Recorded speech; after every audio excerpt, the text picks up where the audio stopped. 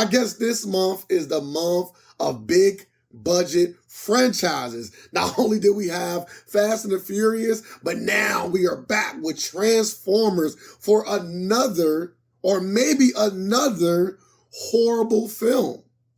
Come find out.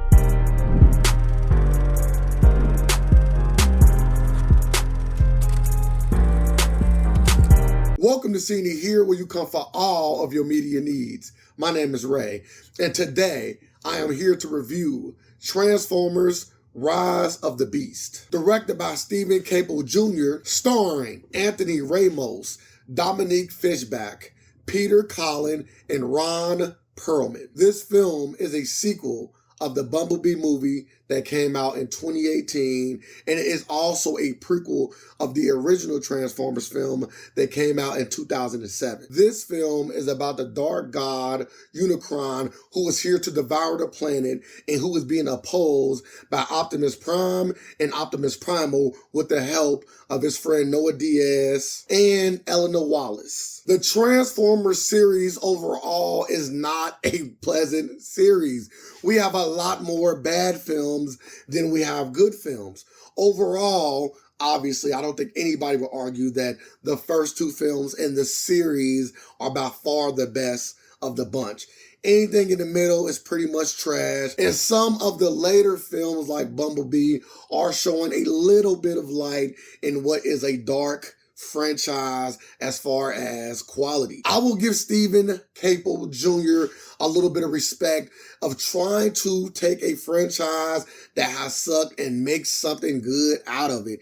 And he did a decent job of trying to make a story that people actually care about outside of just wanting to see robots fight each other. What sets this film apart from all of the other bad films that were made before it? And in my opinion, what makes a great Transformer movies is having great human characters while also having great Transformers. Do not forget, Transformers is the name of the film. So without having great Transformers, you cannot have a great film. But both of them have to be independently just as good to have a great film. And with Dominique Fishback and Anthony Ramos, I think that they might be on to a little bit of something, because those characters were not only characters that seem very realistic in a otherwise obviously over-the-top world, but it's something that you can hold on to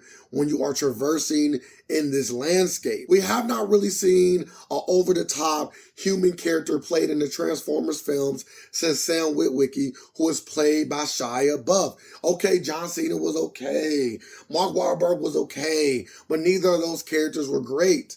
And I'm not saying that these characters in this movie are great.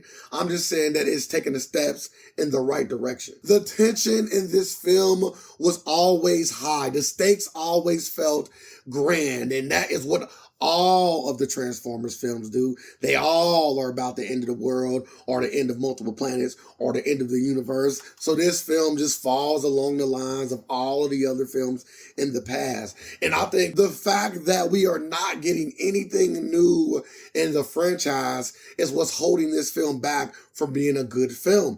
I would say right now, it is not a bad film. But with that being said, it is also not a good film neither. They just do not take this film in a direction that feels fresh or new. With this film being a $200 million budgeted film, we know that we're going to get some of the best CGI that money can afford. And yes, visually, this film is stunning. This is not the most visually appealing film of all time. James Cameron is not the director, but this film does look good, and that is to be expected with a film with a budget that is so large. And that means the action sequences in this film were good.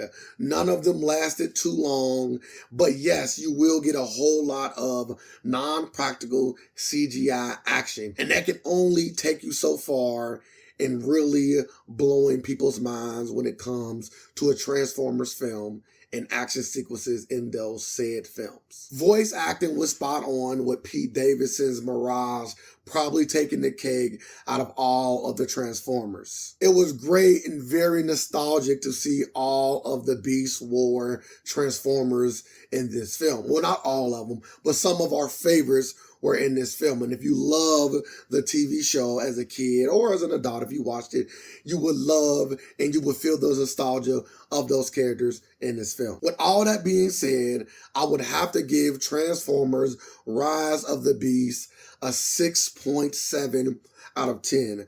I think that this film is a step in the right direction, but without Sam Witwicky, without Shia LaBeouf, I still have not yet to see a Transformers to reach those levels since. And I hope that maybe in the future, because yes, we're getting a 8th installment of this franchise, they eventually get back on track so that we can get what we want from these films. If you enjoyed this review, please give it a like. I really would appreciate it. If you want to hear more of my content, go ahead and follow or subscribe so that you can do so. And do not let the conversation end here. I want to know how you felt about this film and what is your favorite Transformers film. And don't forget, you've seen it here.